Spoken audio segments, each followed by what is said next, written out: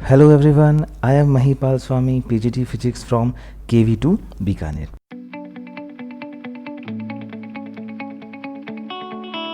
Students, now we are going to discuss very important formula of electromagnetism, Ampere circuital law.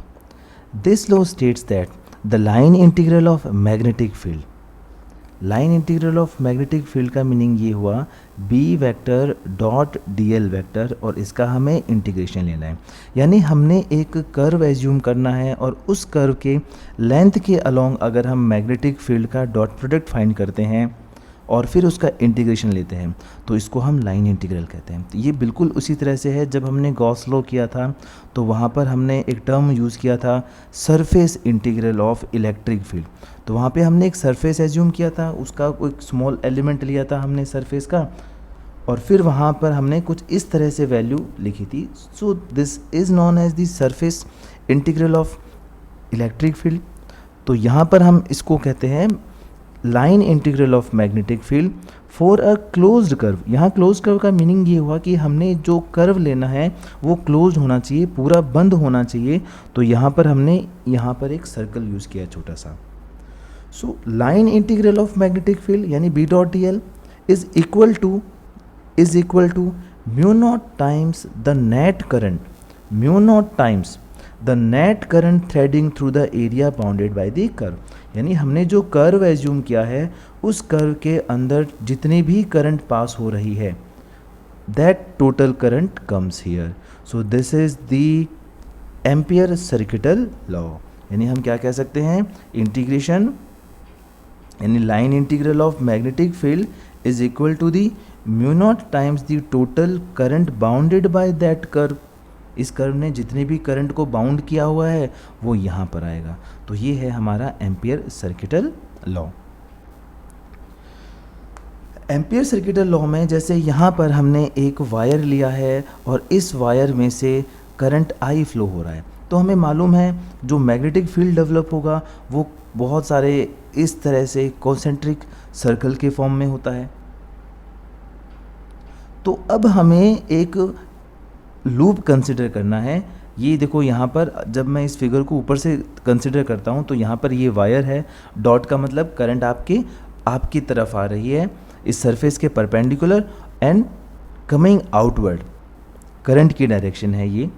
तो magnetic, तो मैं यहाँ पर इस वायर के चारों तरफ हमने एक लूप कंसिडर किया है, यहाँ पर हमने एक लूप कंसिडर किया है और ये करंट की डायरेक्शन है। इस लूप का एक स्मॉल लेंथ एलिमेंट हमने लिया है dl, और अगर इस पॉइंट पर हमें मैग्नेटिक फील्ड की डायरेक्शन चाहिए तो वो कहाँ होगी, रेडियल टेंजेंशियली होगी, इसके टेंजेंशियली होगी। ये कुछ उसी तरह से है, जब अगर यहाँ पर मैं मैग्नेटिक कंपास रखूँ तो मैग्नेटिक कंपास का ये ओरिएंटेशन होगा, इसका मतलब यहाँ पर मैग्नेटिक फील्ड की ये डायरेक्शन होगी। अगर हम राइट हैंड थंब रूल से अप्लाई करें तो आप फाइंड कर सकते हो, अगर आपका थंब करंट की डायरेक्शन में है तो जो आपकी कर्ल फिंगर है this is the direction of magnetic field. अगर ये आपका करंट की डायरेक्शन को शो करता है तो कर्ल फिंगर किसकी डायरेक्शन को शो करेगा, मैग्नेटिक फील्ड की डायरेक्शन को शो करेगा। तो ये मैग्नेटिक फील्ड हुआ।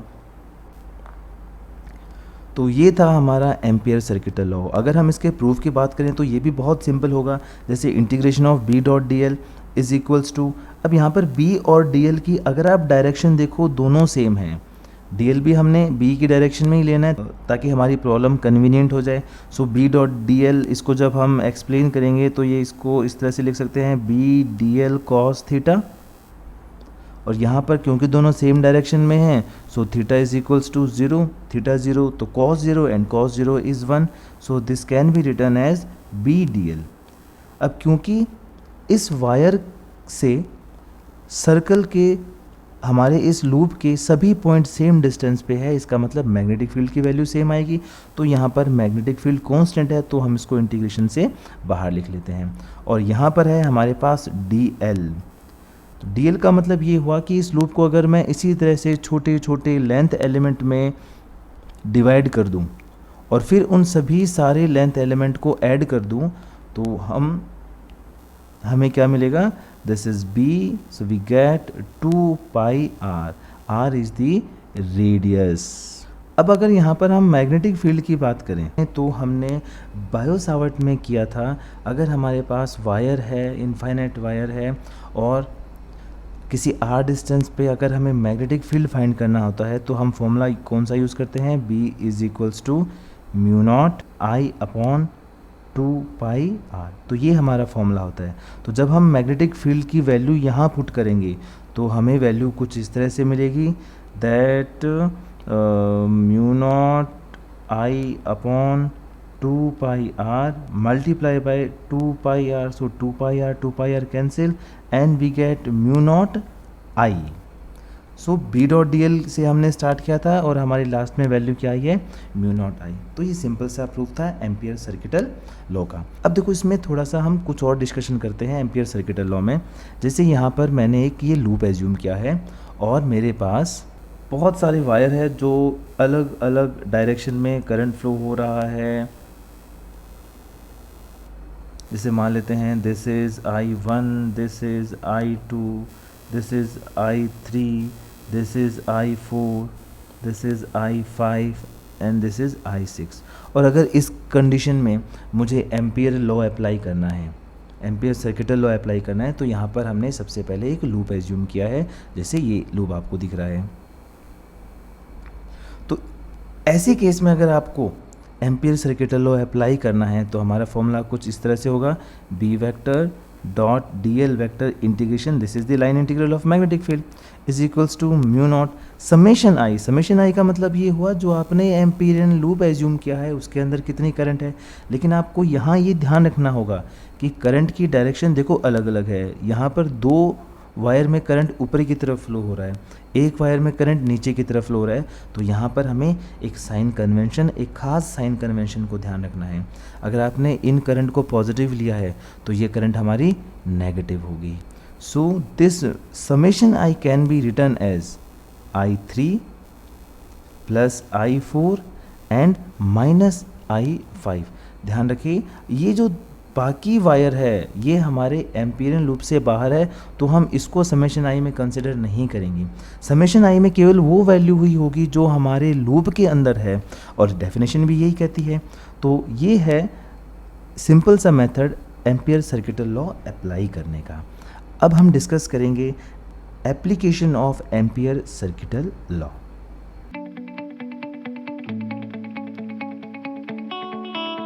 And our first application is magnetic field due to infinitely long straight carrying current wire। तो यहाँ पर हम सबसे पहले एक वायर कंसीडर करते हैं, और वायर भी हमें कैसा कंसीडर करना है? इनफाइनाइटली लॉन्ग स्ट्रेट वायर हम यहाँ पर कंसीडर करते हैं, और हम ये एज्यूम कर रहे हैं ये जो वायर है इस वायर में करंट इस तरफ से फ्लो हो रही है from this side to this side. अभी करंट कैरिंग कंडक्टर है तो हमें मालूम है कहीं पर भी अगर करंट कैरिंग कंडक्टर होता है उसमें से करंट फ्लो हो रहा है किसी वायर में से, तो उसके चारों तरफ एक मैग्नेटिक फील्ड प्रोड्यूस होता है, ये हम अच्छे से जानते हैं। अब हमें एम्पियर सर्किटल लॉ से ये प्रूव करना है कि इस मैग्नेटिक, ये जो इनफाइनाइटली लॉन्ग वायर है इसके मैग्नेटिक फील्ड की वैल्यू क्या होगी। अगर आपको याद है तो हमने पहले ही जब बायो सावर्ट लॉ किया था तो उसके एप्लीकेशन में हमने पढ़ा था कि इनफाइनाइटली लॉन्ग स्ट्रेट वायर की वजह से मैग्नेटिक फील्ड की वैल्यू क्या होती है। तो आपको याद भी होगा हमने फाइंड किया था कि mu naught I upon 2πr। यहाँ जो भी आपने रेडियस, डिस्टेंस जो भी a माना है तो a आ जाएगा, r एज्यूम किया तो r आ जाएगा। तो चलिए सबसे पहले यहाँ पर मैं r डिस्टेंस पे इस वायर से r डिस्टेंस पे एक लूप कंसीडर करता हूँ। लूप मैं इसलिए कंसीडर कर रहा हूँ क्योंकि एम्पियर सर्किटल लॉ में ये एक जरूरी रिक्वायरमेंट है, नेसेसरी है। सबसे पहले हम डिस्कस करते हैं कि एम्पियर सर्किटल लॉ क्या था। तो according to Ampere circuital law, या फिर हम कह सकते हैं from Ampere circuital law, integration of B vector dot D L vector, यानी line integral of magnetic field lines over closed path. तो यहाँ पर हमें एक क्लोज पाथ कंसीडर करना पड़ेगा सबसे पहले, और मैं यहाँ कंसीडर कर रहा हूँ कि ये हमारा वो क्लोज पाथ है जिसको हम क्या कह सकते हैं? एम्पिरियन लूप। तो ये हमारा एम्पिरियन लूप आ गया है।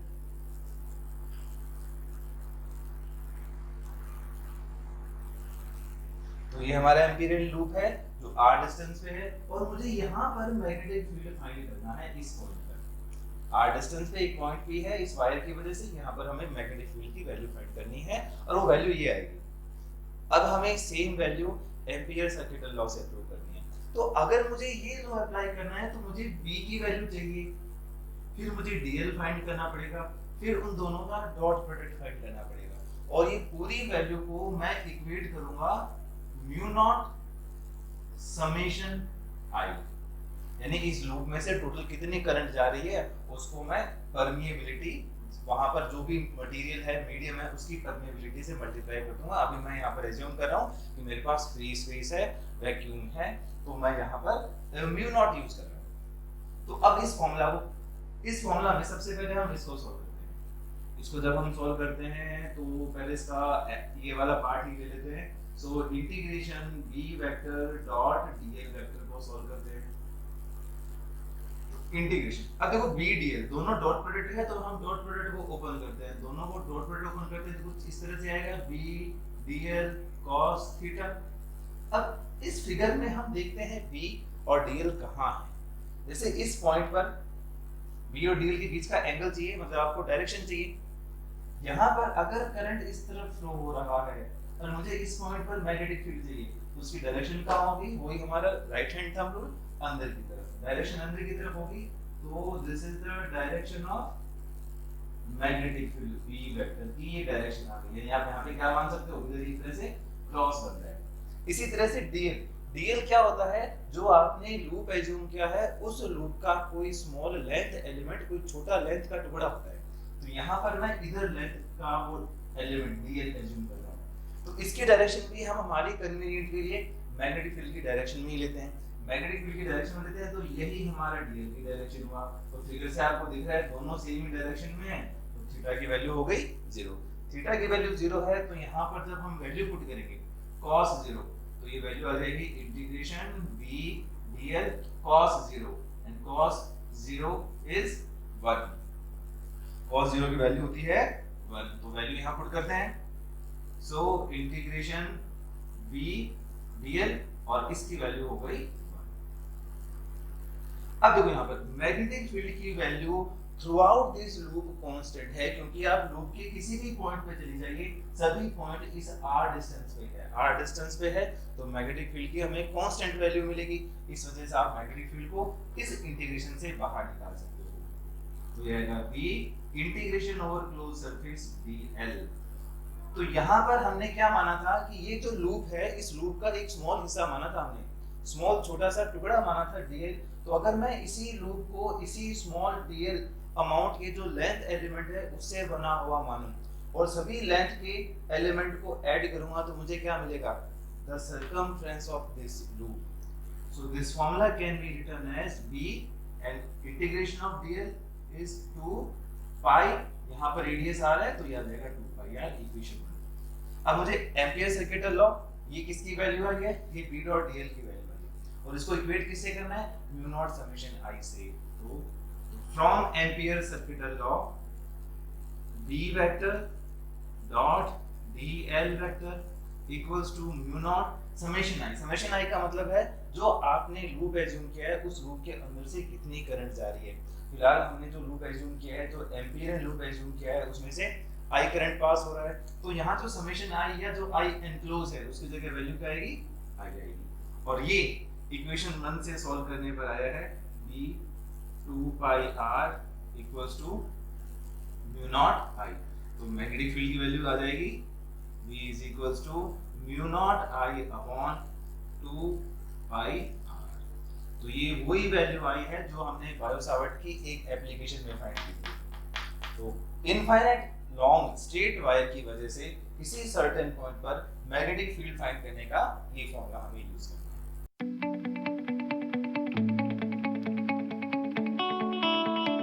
Now we are going to discuss second application of Ampere circuital law, and second application is magnetic field due to current through a very long circular cylinder। यानी इसका मतलब ये हुआ इस बार हमारे पास वायर ना होके एक सिलेंडर है और उस सिलेंडर की वजह से हमें मैग्नेटिक फील्ड फाइंड करना है।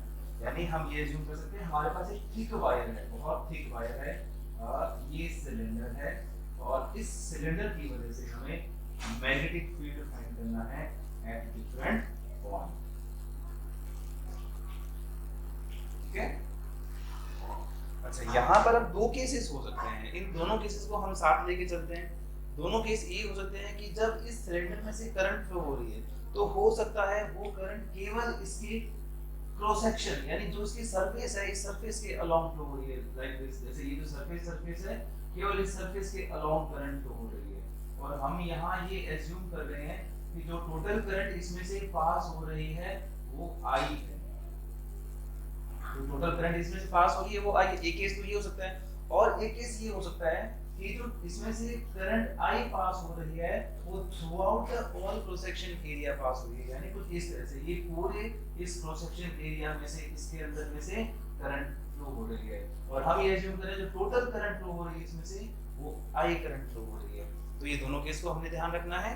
एक तो मैंने क्या कहा कि जो करंट है वो केवल इसके सरफेस एरिया से पास हो रही है, यानी इसके केवल सरफेस एरिया से, किनारे से, और एक हो सकता है जो इसके थ्रू आउट पूरे क्रॉस सेक्शन एरिया में से करंट पास हो रही है, इसके अंदर से टोटल करंट I पास हो रही है। तो अभी हम कोई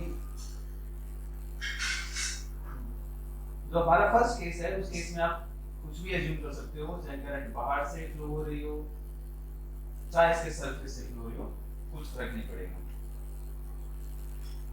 यानी अभी मैं ये एज्यूम कर रहा हूं कि इस पूरे सिलेंडर में से I करंट पास हो रही है, इस पूरे सिलेंडर में से I करंट पास हो रही है। वो हम बात करेंगे कैसे पास होती है, वो हम बाद में बात करेंगे। अभी हम ये मान के चल रहे हैं कि पूरे सिलेंडर में से I करंट पास हो रही है। तो अब यहाँ पर हमारे पास काफी सारे पॉइंट हो गए जिन पॉइंट पे हमें मैग्नेटिक फील्ड फाइंड करना है। तो सबसे पहले हम ये एज्यूम कर रहे हैं कि ये पॉइंट P है जिस पॉइंट पर हमें मैग्नेटिक फील्ड फाइंड करना है। तो ये पॉइंट P हमारे सिलेंडर से बाहर है, तो ऐसा भी तो हो सकता है ये पॉइंट P इसके सरफेस पे आ जाए, और हो सकता है ये पॉइंट P सरफेस पे ना आके हमारे सिलेंडर के इनसाइड में आ जाए। तो ये तीन केसेस है और उन तीनों केसेस के लिए हमें मैग्नेटिक फील्ड फाइंड करना है with the help of ampere circuital law. तो चलिए सबसे पहले स्टार्ट करते हैं for case first. Case first हम ये एज्यूम कर रहे हैं when point P lies outside the cylinder। अच्छा, हम यहाँ पर ये एज्यूम कर लेते हैं ये जो हमारे पास सिलेंडर है, इस सिलेंडर की जो रेडियस है वो कैपिटल R है। Capital R is the radius of this cylinder. तो when point P is outside the cylinder,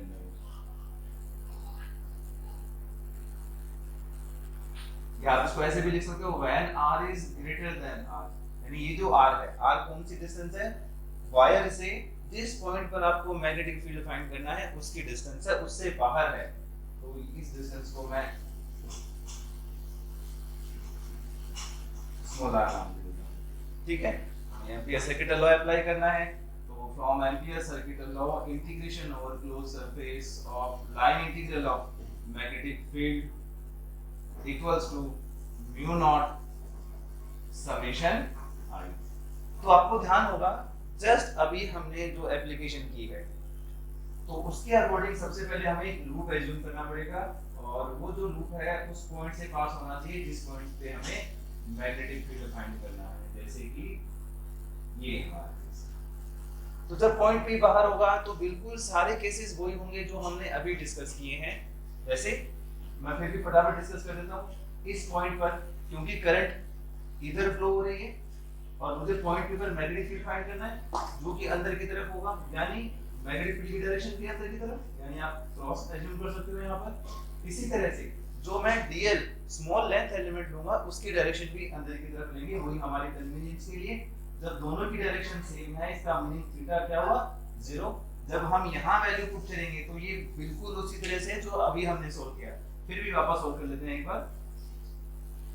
पहले डॉट प्रोडक्ट मैंने ओपन किया, b dl cos theta, theta यहाँ पर 0 आया तो मैं यहाँ पर cos 0 and cos 0 is 1 equals to mu naught summation I। Summation I का मतलब है आपने ये जो लूप एज्यूम किया है, एम्पीरियन लूप जो एज्यूम किया है, इसमें से कितना करंट फ्लो रहा है। तो फिलहाल चाहे करंट इसके सरफेस से जाए या इस पूरे सिलेंडर में से जाए, इस लूप के तो अंदर ही है, तो इसलिए हमने अभी सिंपल एज्यूम किया है कि इसमें से current flow I current flow हो रहा है, तो समेशन आई को किससे रिप्लेस कर सकते हैं, आई से रिप्लेस कर सकते हैं।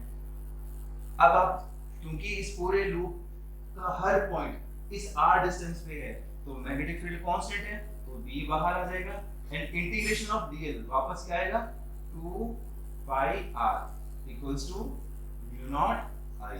सो b is equals to mu naught i upon 2 pi r। तो ये तो वही फॉर्मूला आ गया जो हमने अभी किया स्ट्रेट वायर की वजह से। इसका मतलब ये हुआ जब हमारे पास सिलेंडर है, सिलेंड्रिकल वायर है, थिक वायर है, और हमें पॉइंट भी उस वायर से काफी दूर फाइंड करना है, मैग्नेटिक फील्ड उस वायर के बाहर फाइंड करना है, सो मैग्नेटिक फील्ड की वैल्यू उसी तरह से आएगी जैसे हमने पहले फाइंड की थी। अब हम ये एज्यूम कर रहे हैं कि ये जो पॉइंट P है वो यहाँ ना आके इसके सरफेस पे आ जाए, ये जो पॉइंट P है यहाँ ना आके कहाँ आ जाए, इसके सरफेस पे आ जाए, इधर आ जाए, ये point here this time this point is P। तो मैं यहाँ पर डिस्कस कर रहा हूँ हमारा केस नंबर 2। केस 2 में हम क्या एज्यूम कर रहे हैं, when this r is equals to r, point P इस बार कहाँ पे आ गया, सरफेस पे आ गया। तो जब पॉइंट P सरफेस पे आ जाएगा तो बस हमें इतना सा चेंज करना है, ये जो हमारी इक्वेशन 1 है इसमें r की जगह आप r पुट कर दीजिए। So b is equals to mu naught i upon 2 pi r। So and this is the maximum value of magnetic field for this case. इस केस के लिए सबसे मैक्सिमम वैल्यू ये वाली है। अब हमारा लास्ट केस हम डिस्कस करते हैं, case number 3। When r is less than r is less than r का मतलब ये हुआ कि जो पॉइंट P है वो पॉइंट P अगर हमारे सिलेंडर के इनसाइड आ जाए तो हमें क्या करना होगा। तो अब हम डिस्कस कर रहे हैं कि पॉइंट सिलेंडर के अंदर आ गया, सिलेंडर के अंदर आ गया तो मैग्नेटिक फील्ड फाइंड करने का तरीका तो वही होगा, कौन सा, सबसे पहले हमें एम्पीरियन लूप एज्यूम करना पड़ेगा। तो इस बार एम्पीरियन लूप हम इस तरह से एज्यूम करेंगे कि ये एम्पीरियन लूप इस पॉइंट से होते हुए जाना चाहिए, और ये जो डिस्टेंस है इस बार यहाँ से लेके यहाँ तक की जो डिस्टेंस है ये पॉइंट भी इस बार यहाँ पे आ गया। अलग अलग डायग्राम ना बना के मैंने एक डायग्राम ही बनाया है, तो इस बार ये डिस्टेंस है मेरे लिए यार। तो अब यहाँ मैटर करेगा कि करंट सरफेस पे फ्लो हो रही है तो वैल्यू क्या आएगी, और पूरे क्रॉस सेक्शन एरिया से फ्लो हो रही है तो वैल्यू क्या आएगी। ओके, तो केस 3 स्टार्ट करते हैं, when r is less than capital R। एक बात आप इतना ध्यान रखो, जब मैं b vector dot dl vector को सॉल्व करूंगा, जब मैं b डॉट dl को सॉल्व करूंगा तो वापस ये कुछ इसी तरह से आएगा, यहाँ पर मैग्नेटिक फील्ड अंदर की तरफ, dl अंदर की तरफ, सेम सारे वो केस होंगे। तो इसको सॉल्व करने पे मुझे यही वैल्यू मिलेगी b 2 पाई r, जो वैल्यू मुझे यहाँ मिलेगी। तो मैं इसको वापस सॉल्व नहीं कर रहा, इसको मैं इक्वेशन 2 नाम दे देता हूँ, दिस इज आवर इक्वेशन 3। अब मैं एम्पीयर सर्किट लॉ अप्लाई करता हूं, from this law this b into 2 pi r is equals to mu naught summation i। तो अब हम यहाँ पर दो केस कंसीडर करते हैं। फर्स्ट केस ये है कि करंट अगर केवल इसके सरफेस के थ्रू जा रही है, जैसे ये अगर वायर है तो बस करंट कहाँ फ्लो हो रही है, इसके सरफेस पे करंट फ्लो हो रही है। अगर करंट केवल इसके सरफेस पे फ्लो हो रही है, जैसा मैंने आपको फर्स्ट में डायग्राम बनाया था, इस तरह से करंट केवल इसके सरफेस पे फ्लो हो रही है, तो आप क्या यहाँ आइडिया लगा सकते हो कि इस एम्पीरियन लूप में से कितनी करंट फ्लो होगी, 0, क्योंकि ये एम्पीरियन लूप सरफेस के अंदर है, तो इसमें से तो कोई करंट पास ही नहीं होगी। जब इसमें से कोई भी करंट पास नहीं होगी तो I 0, when I is equal to 0 then magnetic field is also 0। तो केस यहाँ पहला केस ये है, when current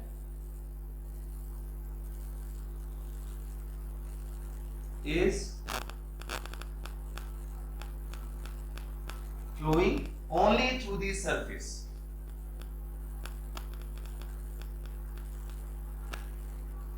only through the surface। तो इस केस में समेशन I 0 है, और समेशन I 0 है तो हम यहाँ कह सकते हैं कि मैग्नेटिक फील्ड भी 0 होगा। तो हम यहाँ पे ये पॉइंट हमने कंसीडर कर लिया। अब मैं ये एज्यूम कर रहा हूँ कि जो करंट है वो इसके केवल सरफेस पे फ्लो नहीं हो रही, बल्कि ये जो through out the cross section area है इसमें से फ्लो हो रही है, यानी इस पूरे में से करंट फ्लो हो रही है। तो अब यहाँ पर समेशन I 0 नहीं होगा, समेशन आई 0 नहीं होगा तो क्या होगा, बस हमें समेशन आई ही फाइंड करना है। जैसे ही आप करंट फाइंड कर लोगे बस इस फॉर्मूला में वैल्यू पुट करनी है और हमारे पास मैग्नेटिक फील्ड की वैल्यू आ जाएगी। तो इसको मैं थोड़ा ऊपर सोल्व कर लेता हूँ इधर।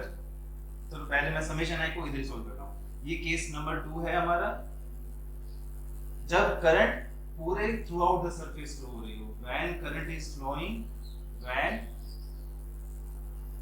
Current is flowing throughout the surface, throughout the cross section area, not surface, throughout the cross section area। तो इस केस में समेशन आई 0 नहीं आएगा। तो इसको फाइंड करने का सबसे आसान तरीका मैं तो मानता हूँ यूनिट रूल। इसको हम यूनिट रूल से सॉल्व कर सकते हैं। ये बिल्कुल उसी तरह से जैसे अगर आपके पास 5 चॉकलेट का प्राइस पता है और अगर आपको एक चॉकलेट का प्राइस पता चल जाता है तो आप कितनी चॉकलेट का भी प्राइस फाइंड कर सकते हो। तो यहाँ पर हमें ये तो नहीं पता कि ये जो क्रॉस सेक्शन एरिया है इसमें से कितनी करंट पास हो रही है, लेकिन मुझे इतना पता है कि ये जो पूरा क्रॉस सेक्शन एरिया है कंप्लीट कैपिटल आर डिस्टेंस वाला, इसमें से कितनी करंट पास हो रही है, आई करंट पास हो रही है। आई करंट पास हो रही है तो हम सिंपल सा फॉर्मूला अप्लाई करते हैं। हमारा फॉर्मूला कुछ इस तरह से है, मैं यूनिट रूल अप्लाई कर रहा हूँ, यानी जब मेरे पास पाई आर स्क्वायर सरफेस एरिया होगा, इसका क्रॉस सेक्शन एरिया कितना है पाई आर स्क्वायर, तब मेरे पास इस क्रॉस सेक्शन एरिया में से कितनी करंट पास हो रही है, आई। तो अगर मैं इसको यूनिट कर दूं 1, तो यूनिट क्रॉस सेक्शन एरिया में से कितनी करंट पास होगी, आई। ये कहा जाता है, ये अपॉन में आ जाता है पाई आर स्क्वायर। और हमें कितने क्रॉस सेक्शन एरिया में से करंट चाहिए, this pi small R square, and pi small R square cross section area में से जो करंट पास होगी उसकी वैल्यू होगी I upon pi R square. और यहाँ पर जो मल्टी क्वांटिटी आती है उसको हम कर देते हैं मल्टीप्लाई। तो पाई से pi cancel and this is the value of summation I. कौन सी वैल्यू है, pi small R square upon capital R square. तो ये है इस क्रॉस सेक्शन एरिया में से पास होने वाली करंट। इसको बस यहाँ पुट करना है समेशन आई की जगह, और जब हम वैल्यू पुट करते हैं तो हमें ये वैल्यू मिलेगी b into 2 pi r equals to mu naught and summation I की जगह I r square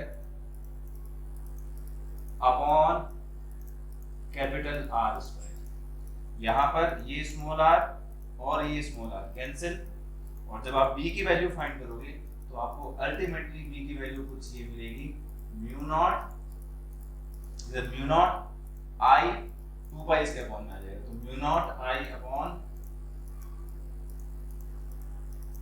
2 pi R square into.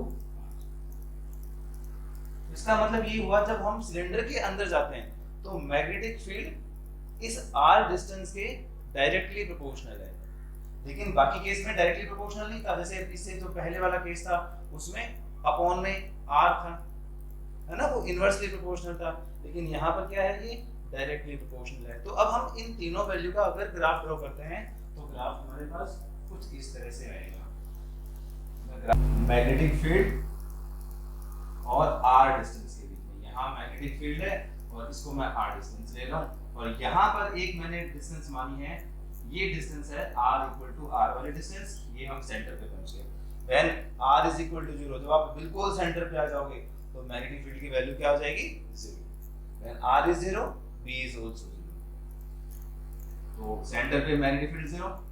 अच्छा, मैंने आपको बताया था सरफेस पे मैक्सिमम वैल्यू है, तो ये सरफेस वाली वैल्यू है, तो सरफेस में कोई भी आप एक मैक्सिमम वैल्यू एज्यूम कर लीजिए। तो ये वैल्यू कौन सी है, mu naught I upon 2 pi capital R वाली वैल्यू। अगर आप इस रीजन के इधर जाते हो तो ये रीजन कौन सा हुआ, R is greater than R वाले रीजन, और R equal to greater than R वाले रीजन में हमने देखा था B की वैल्यू आई थी mu naught I upon 2 pi R, मतलब R के इनवर्सली प्रोपोर्शनल है। इनवर्सली प्रोपोर्शनल है, इसका मतलब मैग्नेटिक फील्ड की वैल्यू डिस्टेंस के साथ में लगातार कम हो रही है। लेकिन जब हम इस रीजन में जाते हैं, यानी when R is less than R वाला रीजन, तो इसमें B कैसे चेंज हो रहा है, R के साथ में डायरेक्टली रिलेशन है, डायरेक्टली रिलेशन है, तो इसका मतलब यहाँ पर ग्राफ कैसा आएगा, स्ट्रेट लाइन। यहाँ तो है b is proportional to r and here b is proportional to 1/r। तो ये था एम्पियर सर्किटल लॉ का सेकंड एप्लीकेशन, यानी आप कह सकते हो magnetic field due to current through a very long current carrying cylinder.